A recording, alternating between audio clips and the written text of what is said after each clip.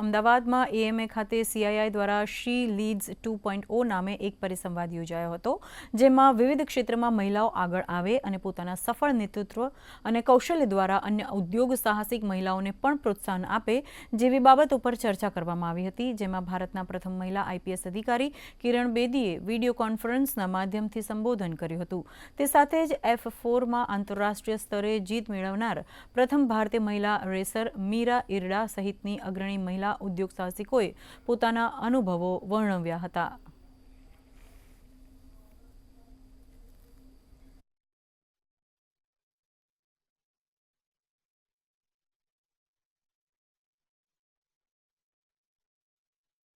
વિમેનને કોર્પોરેટની અંદર કઈ રીતે વધારે સેફટી અને ઇન્ક્લુઝિવિટી આપણે આપી શકીએ,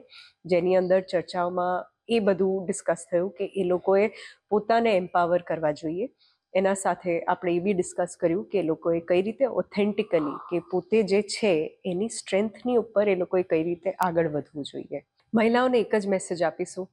કે જ્યારે એ લોકો કોઈ બી કામ કરતા હોય તો એ લોકો એ પર્સપેક્ટિવથી કામ કરે કે એ ખાલી પોતાના કામને લઈને નહીં, એ એક આખું ઇકોનોમીને આગળ વધારે છે. એટલે એક લાર્જર સિનેરિયોની ઉપર ફોકસ કરશે તો ઘણું બધું સક્સેસ એમને મળશે, ખાલી એમના ક્ષેત્રમાં શોર્ટ ટર્મ નહીં, લોંગ ટર્મ મળી શકે. આજનો આ સીઆઈઆઈનો શી લીડ્સનો જે પ્રોગ્રામ છે એમાં મારે ખાલી એક જ વસ્તુ લોકો સુધી પહોંચાડવી છે, સ્પેસિફિકલી છોકરીઓ સુધી, કે લાઈફમાં બધું જ બધા સામેથી તમને કહેશે કે તમે આ નહીં કરી શકો, પણ પોતાના ઉપર આત્મવિશ્વાસ અને ભરોસો,